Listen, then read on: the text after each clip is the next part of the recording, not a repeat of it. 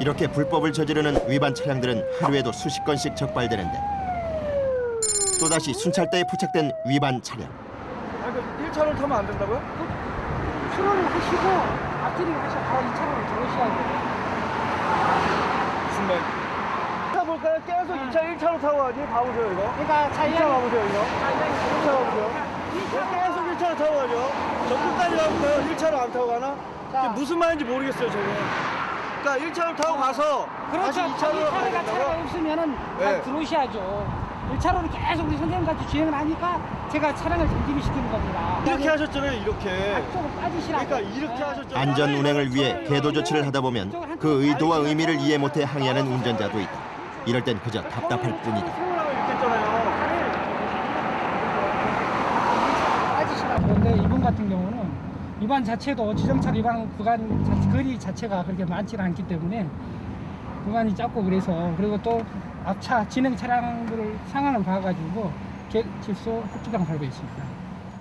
작은 경력이 5년 이상일까요 아마. 네, 그리고 거의 대부분 10년 이상 거의 대부분들이 경찰관 경력 한 10년 이상 하신 분들이 대부분이고 5년 이상의 교통과 경력을 가진 경찰관만이 할 수 있다는 순찰대. 그건 위험천만한 고속도로에서 순간순간 빠른 판단력이 요구되기 때문이다. 한잔 주무셨네요. 깊이 잠들으셨네요.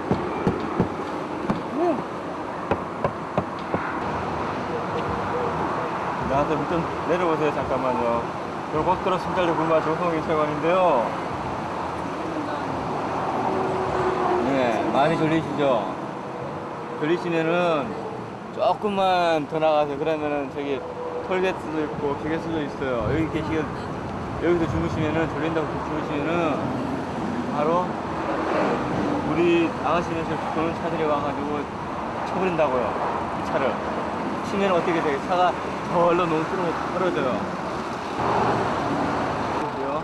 안전기에서 치셨다 하세요. 위험합니다.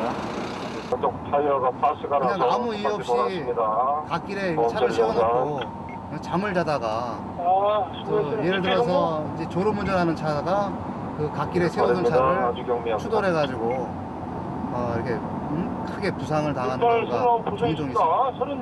그래서 갓길은 위험하기 때문에 절대 그 차를 아무 이유 없이 차를 대는 건 조심해야 됩니다. 이번엔 승객이 버스 안에서 난동을 부리고 있다는 신고가 접수됐다. 휴게소 1km 남았다고요? 지금 저희 용인 휴게소 앞에 있거든요.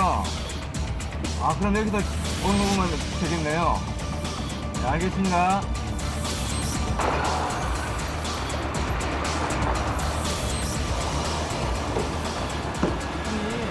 거기에 가서 지금 손님들하고 지금 막 싸우고 이랬거든요.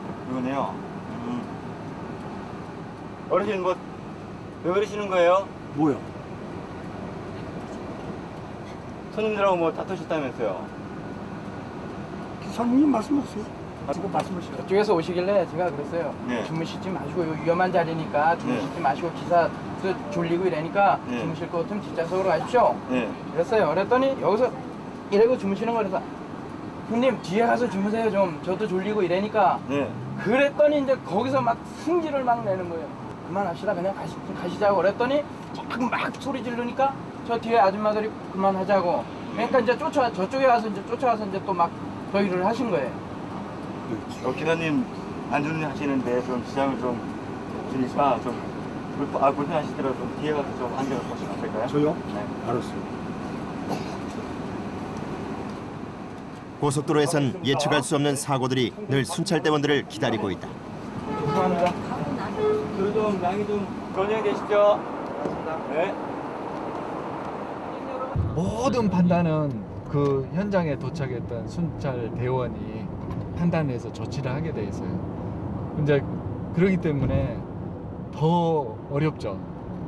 누가 뭐 업무를 지시하고 이러는 게 아니고 그 당시의 도로 상황이나 또 통행량이나 뭐 이런 걸 모든 걸 다 판단해서 자기가 그걸 적절하게 조치를 해야 되기 때문에 이제 훨씬 더 업무는 전문성을 요하고 또 많은 숙련된 전문적인 기술이 많이 필요하죠.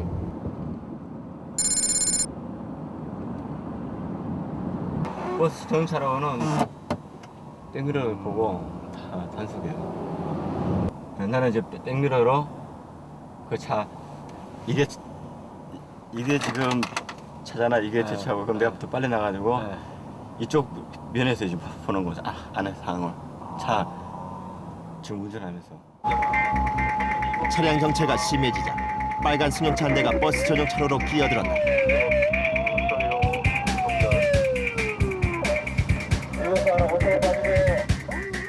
위반 차량을 안전하게 갓길로 유도하기 위해서 순찰대원은 앞뒤는 물론 좌우의 차량들에도 시선을 뗄 수가 없다.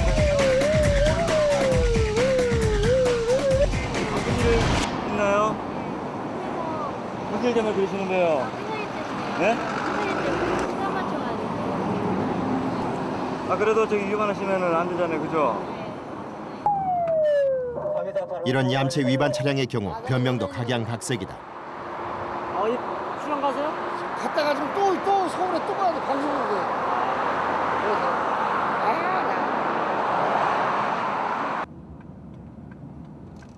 갓길 위반하지 마세요, 아저씨. 나와보세요, 잠깐만요. 그럼 저 길은 뭔데요? 네? 갓길이에요, 혹시 말대로. 갓길이지만은 차는 진행하면 안 돼요. 비상용 차들이 진행하는 것입니다. 갓길 주행 가능하다고 안성 IC까지 써 있는 거군요. 부근 있잖아요. 그 구간이 지금 끝난 데 아닙니까? 그 앞에는. 거기는 그 휴게소를 통해 가지고 들어가야 되는데 선생님 그 휴게소를 들어가지 않고 바로 그냥 안전지대라서 바로 들어온 거 아닙니까? 근데 지금 얘기하시면 갓길이라고 얘기하셨잖아요. 저한테. 선생님 그러니까 그게 갓길 통행 방법 위반하신 거예요. 위반하지 마시고 정상적으로 다니세요. 갓길 통행 구역만 다니십시오. 계도 조치해 드릴 테니까요. 죄송합니다. 선생님께서 이 갓길 통행 위반해갖고 범칙금 6만원에 벌점 30점 들어가시면 선생님 기분 나쁘시죠? 그죠? 물론 이제 지정차로 위반차 같은 경우에도 이제 갓길로 이렇게 빼내려면은 만약 1차로 가고 있는 화물차 같은 거 빼내려면은 이제 그 차량 정체 시에는 갓길로 이거는 이제 시간을 끄는 거기 때문에 차량 정체가 되면은 제대 그 속도 상고에서 같은 거 이런 거 맞춰줘야 되기 때문에 어쩔 수가 없어요. 그리고 이제 뭐 여성 운전자나 뭐 저 초보 운전자 같은 경우에는 아무리 손짓을 해도 무슨 얘기를 하는지 못 알아들어요. 그러니까 안 나간다고 차가. 이번엔 낙하물 사고 신고가 접수됐다. 앞서가던 차량에서 파편이 떨어져 운전석 유리창에 깨졌다는 신고다.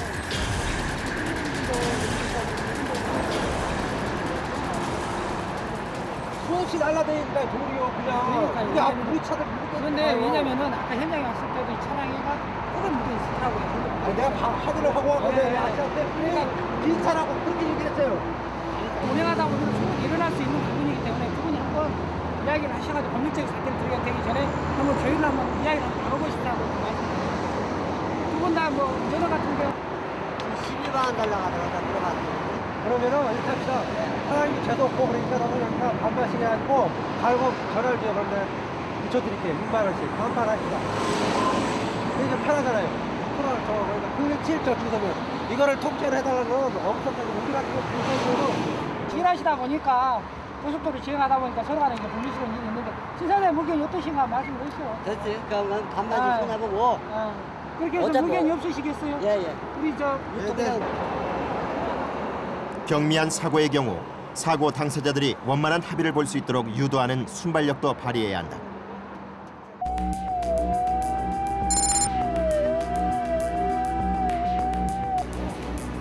고속도로에서 무엇보다 순찰대원들을 바짝 긴장시키는 것은 바로 교통사고다.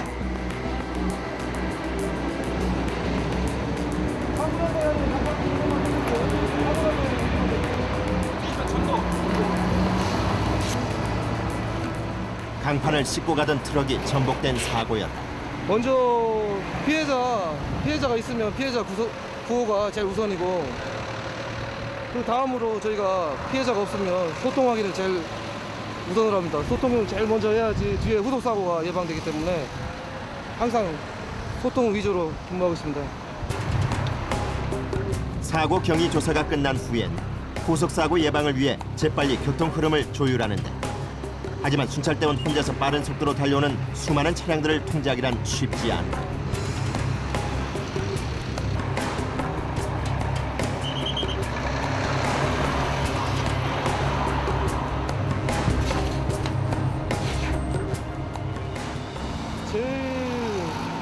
최초 현장에 도착했을 때는 차량들이 속도가 있어서 위험한데, 일단 차량 정체가 시작되면 뭐 이 정도 위험하진 않은 것 같습니다. 속도가 일단 줄기 때문에.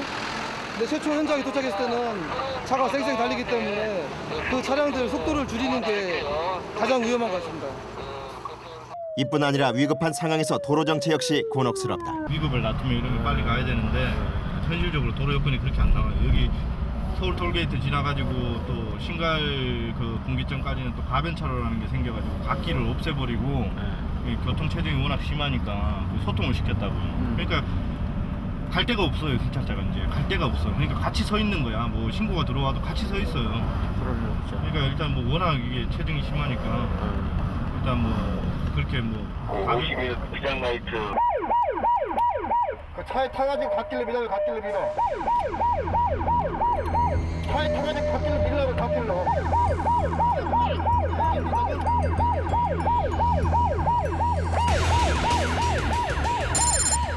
고속도로 1차선에서 3중 추돌 사고가 일어났다. 사고 차량들을 갓길로 이동시켜야 하는 상황. 순찰대원들이 급히 달려오는 차량들을 멈춰 세운다. 이때 자칫 대원들을 보지 못한 차량이 있을 수 있기에 차량 통제는 각별히 주의를 기울여야 한다.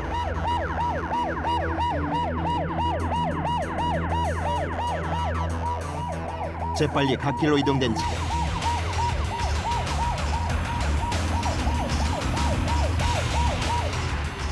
이번엔 나머지 2대의 차량을 움직여야 하는데, 한 명의 순찰대원이 사고 차량을 운전하는 동안 다른 대원은 또다시 차량을 통제해야 한다.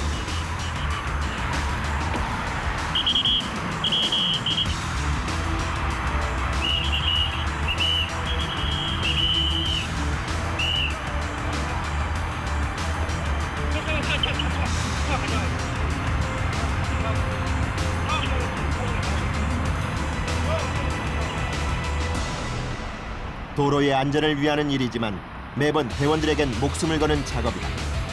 반복되는 이런 일상이 때론 두려움이 되기도 한다.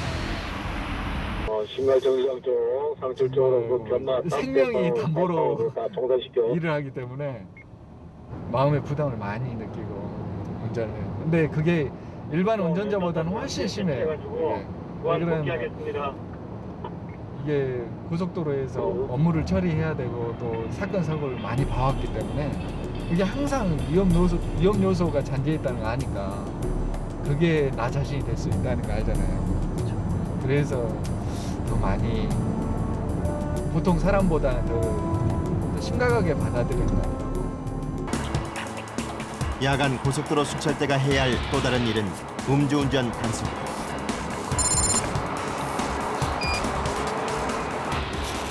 처음에는 음주 감지기.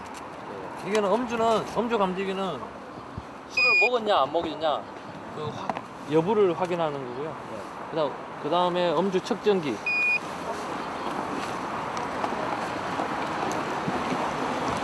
이게 음주 측정기죠. 음주 측정기. 음주 측정이 음주가 술을 먹었냐 안 먹었냐 감지가 되면은 이거는 이제 수치상으로 얼마나 먹었는지 수치상으로 측정이 되는 거예요. 이거는 이제 음주 측정한 거를 프린트하는 거예요. 프린트기. 이제 측정을 하고 난 다음에 난 내 술 먹은 수치만큼 이렇게 나오지 않는다. 그럴 경우 이제 혈액을 뽑아서 체열해 갖고 국과수에 보는 거예요.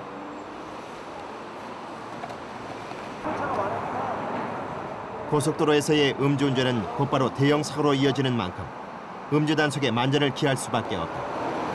겨울 같은 데는 추우니까 좀 힘들고 또 여기는 고속도로는 매연이 많아갖고 굉장히 한 2시간만 음주 단속해도 나중에 보면 코가 시큼해. 그런 애로점이 있고 또 여기 셋째는 사람들이 시민들이 협조를 잘 해줘야 하는데 어떤 분들은 괜히 시비하는 분이 있어요. 그런 것 때문에 굉장히 힘들어요. 음주운전자가 적발된다.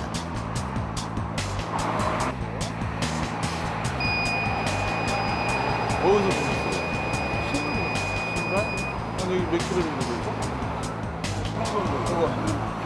물을 입금 헹구셔가지고 가글 하셔가지고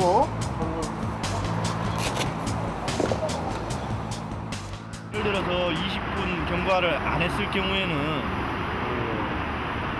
물로써 입안을 이제 헹궈내가지고 충분히 이제 입안에 있는 알코올기를 다 없앤다는 그렇게 될 수 있으면 운전자들한테 유리한 쪽으로 저희가 이제 그렇게 하는 거고.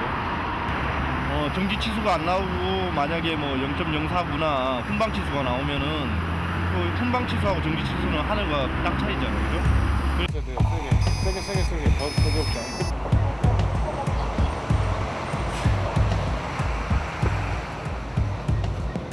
0.075 치수입니다. 이거는 치수는 아니고 정지 치수입니다. 0.050인데 시도가 됐어요. 50부터 95까지 정지거든요. 중간에 걸렸습니다. 0.075. 그런데 음주운전자들은 대부분 음주 단속에 협조적이지 않다. 좀 더 세게, 조금만 더 세게.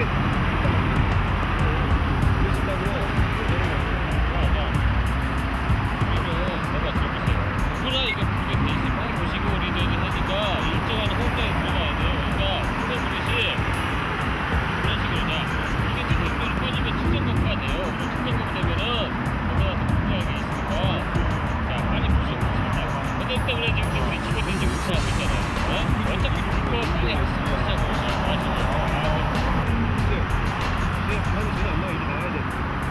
좀 더 세게, 조금만 더 세게. 이거 문이요. 0.146 확인시키고 와야 되겠네, 차에. 우선에는 지금부터 음주운전 현행범 체포합니다. 변호사 선임과 권리 있고 특별행위가 권리 있어요. 근데 이렇게 1초도 안 보시잖아요. 이렇게 우는 게 아니고 이렇게 손 줘보세요. 이런 식으로. 5초 동안 보여야 돼요. 네. 이게 다시 한번 시도해 보는데 여전히 부는 신용만 하는 남자. 안 되겠다. 저 카메라 내가 성인이시잖아요. 제발 다 알아듣죠? 네. 못 알아듣는 거 아니죠? 길게 보시한다니 5초 동안 길게. 5초요? 예. 계속 더. 지금 목요일, 금요일 날 제일 많죠. 그 이유가 어디 있다고 생각하세요?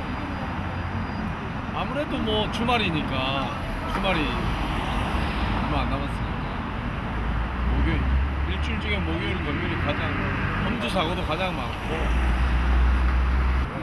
아니 불었잖아. 다시 한번 제대로 이런 음주 측정 거부는 공무집행 방해죄에 해당되기에 처벌이 더 무거워질 수 있다. 6시간 지났기 때문에 소주 3잔 드시는 게 확실하다면 훈방 수치가 나올 수도 있어요. 예, 그러니까 알겠습니다. 예. 오래 부셔야 돼. 세게 안 불어도 돼. 숨 들이마시고 보세요. 세게 불지 마세요. 계속 더 세게 불지 말리니까요. 숨 들이마시고 더 됐습니다. 우리 어렵네. 자, 수치 보세요. 1시간 동안 실랑이를 벌인 이 운전자의 음주 수치는 어느 정도일까?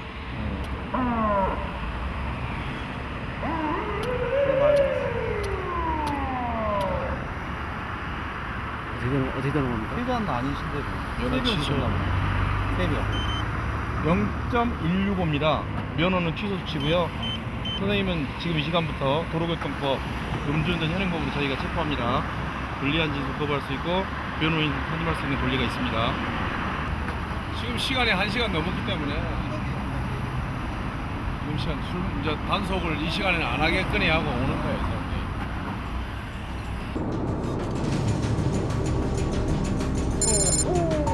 음주운전만큼 고속도로에서 위험한 건 바로 졸음운전이다.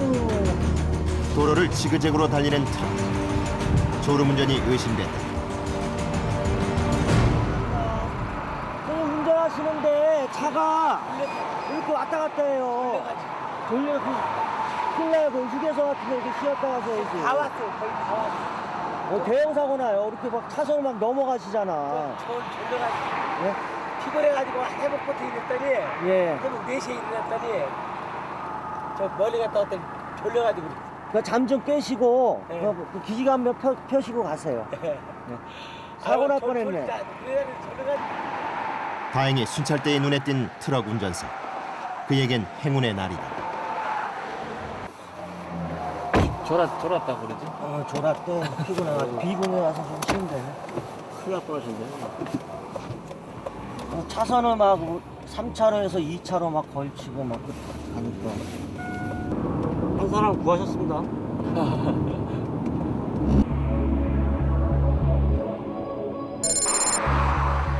이번엔 갓길에 차를 정차하고 휴식을 취하고 있는 차량이 눈에 띄었다. 여기서 주무시면 안 됩니다. 여기서 밖에 주차하시고 주무시면 자살 행위예요. 위협 받아버린다는 거예요. 그러면은 서평택이 조금만 내려가면 서평택 있어요. 그쪽 다운하셔갖고 쉬었다 갔대요. 그리고 창문을 내리세요. 가실 동안 창문을 내리시고 서평택 가서 좀 쉬시다 가세요. 여기는 이쪽으로 내려가세요. 여기 밖에서 주무시는 거는 졸음운전이랑 여행 끝나지. 다른 분이 와서 그대로 받아버리면 우리 운전대에 계시는 분은 그 자리에서 사망이에요. 일반인들이 그 갓길은 보통 졸리면 쉬어가는 곳이다 이런 생각을 하시는 분들이 있어요. 근데 갓길은 우리가 알고 있는 그 안전한 곳이 아니라 굉장히 위험한 곳입니다. 무조건. 갓길에서 이게 뭐 주무시거나 그러면은 그게 바로 대형 사고의 원인이 되는 거죠.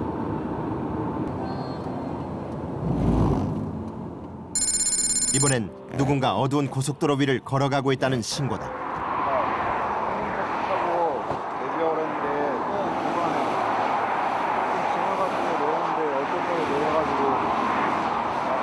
아니 그렇다고 고속도로 가시는 분이 어딨어. 여기 오는 차 아저씨 보일 것 같아? 안 보여요. 그냥 때려버린단 말이에요. 그럼 그냥 지금 집에 가시는 중? 큰일 나요, 큰일 나. 여기 바로 밑에 길 있으니까 여기 국도로 내려가셔가지고 일로 가셔. 네? 일로 가시면은 아저씨를 못 봐요, 차들이. 그 사고 나면 안 되잖아. 그러니까 여기 국도로 내려가셔가지고 저쪽 가면은 또 사람 다니는 길이 있을 거 아니에요, 저쪽. 저 걸로 내려가셔가지고. 예. 도로로 올라오시면 안 돼. 큰일 나. 대원들이 이렇게 민감하게 반응하는 이유는 야간 고속도로는 생명을 담보할 수 없기 때문이다. 야간은 진짜 위험하죠. 낮 근무에 10배는 위험하세요. 직원들이 지원을 했다가 나가는 직원이 많아요. 6개월, 1년 이래 갖고 자기 적성에 진짜 안 맞고 너무 위험하다는 생각을 갖고 금방금방 많이 나가죠. 직원들이 많이 바뀌어요. 순찰대원이라면 누구나 근무 중 한두 번의 사고 경험은 갖고 있다. 홍의권 경사도 마찬가지다. 갈비가 4대가 부러졌어요. 4대. 근무하다가 다리 지금 운전하시는 부장님이요? 네. 아까 한 근무 치료 받고 근무 나온 지 한 2주 됐어요. 왜 부러졌어요? 사고 처리하다가 떨어져가지고 다쳐가지고. 아이고야. 어디 떨어졌어요? 얘기하기도 창피해서 내가 실수도 많고 그래가지고. 아기도 일단 크게 다치신 거네요. 네, 많이 다쳤죠. 우리 직원 2팀도 한 명 지금 사고 나가지고 지금 병원에 있잖아요. 아직도. 차로 변경하는 거 피하다가 갓길로 넘어가가지고. 갓길 넘어가지고. 같은 경찰 중에서도 이렇게 좀 부상당하시고 이런 게 확률이 더 많은 것 같아요. 어떤 거요? 여기는 다른 데보다 확률이 좀 높죠. 훨씬 많죠. 그 간혹가다 사망 사고도 나오고 경찰관들. 지난 1월엔 신고를 받고 출동했던 제3지구대 홍성도 경사가 졸음운전을 하던 트럭에 치여 희생된 안타까운 사고가 있었다. 그거 보시죠. 그거. 그거 딱 보자마자.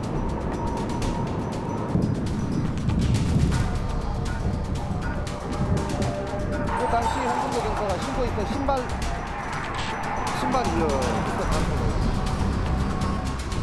사고는 현장 정리 중에 일어났다. 신고 내용은 택시 내 탑승객이 택시 운전자를 폭행하고 난동을 부려서 운전을 못하겠다는 신고 내용이었습니다. 그래서 저희들이 현장에 도착해 보니까 택시가 저쪽에 순찰차 옆에 원선 차로에 정차되어 있는 상황이고, 저희들 보니까 현장 도착해서 보니까 사고 날 우려가 아주 농후해갖고 이 순찰차를 20m 정도 빼갖고 이쪽 갓길하고 차로 중간에 방패막이를 막았습니다. 방패막이를 막고 그때 순직한 그 홍성도 경사는 후방 조치를 하고, 저는 앞에 상황을 파악하기 위해 갖고 지금 어떻게 됐는지 상황을 파악하고 있는 도중에 그때 대형 화물차가 졸음 운전으로 인한 전방 주시 태만으로 그대로 돌진을 해버려 갖고 순찰차를 받고 그 여파로 인해 갖고 앞에 있는 차량까지 다 밀어버리는 상황입니다. 당시에 만약에 순찰차가 없었다면은 인명 피해가 엄청나게 됐었습니다. 이렇게 고속도로에서 다치고 사망하는 순찰대원은 매년 평균 20여 명이 넘을 정도로 많다. 그만큼 대원들은 목숨을 걸고 고속도로의 안전을 지키고 있는 것이다. 사고 이후에 어떻게 좀 다른 데로 발령받고 싶다 그런 생각이 좀 하셨어요? 당연히 들었죠. 당연히 들었는데 제 아니면 또 누군가라도 여기 또 어떤 경찰관이건 다른 경찰관이 하긴 해야 되잖아요. 그래서 제가 앞으로 경찰관 생활 많이 남았는데 그렇다고 해갖고 주저앉고 피할 수는 없겠더라고요. 끝까지 제가 또 여기 왔으면 최선을 다해서 계속 근무를 해야 되겠다는 생각, 그것 때문에 지금 계속 근무하고 있습니다. 순찰대에게 고속도로는 직업을 넘어선 책임감인 것이다. 하루 24시간 도로 위에서 생활하는 대원들. 그래서 양치질도 휴식도 모두 고속도로에서 해결한다. 이 역시도 잠시 허리를 펼 정도의 시간뿐 여유는 없다.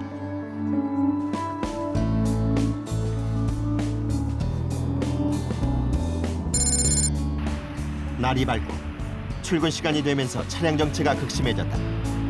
불법 끼어들기 차량을 단속하는 것도 순찰대의 임무다.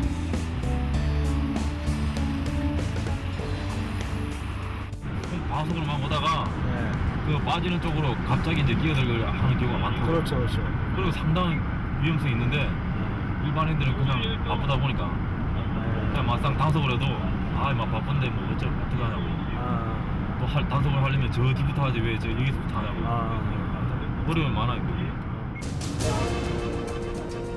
고속도로는 우리에게 편리한 길이지만 잘못 이용하면 목숨을 잃는 위험한 곳이기도 하다. 그래서 단 한 명의 안전이라도 소중히 여기는 고속도로 순찰대는 잠시도 긴장을 놓을 수가 없다. 국민들이 안전하게 고속도로를 이용할 수 있도록, 또 위험에 처한 이들에게 도움이 될 수 있도록 그들은 오늘도 고속도로를 지키고 있다.